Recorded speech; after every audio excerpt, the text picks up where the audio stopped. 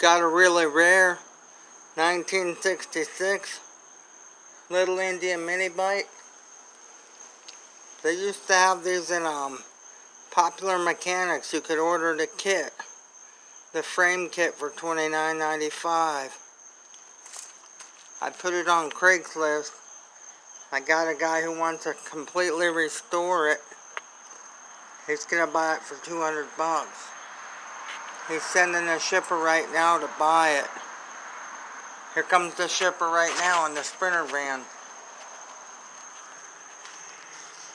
I got it from the flea market for 25 bucks.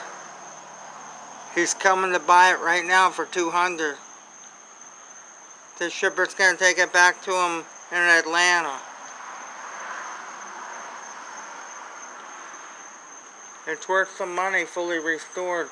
He's gonna restore the whole thing completely, put another engine on it.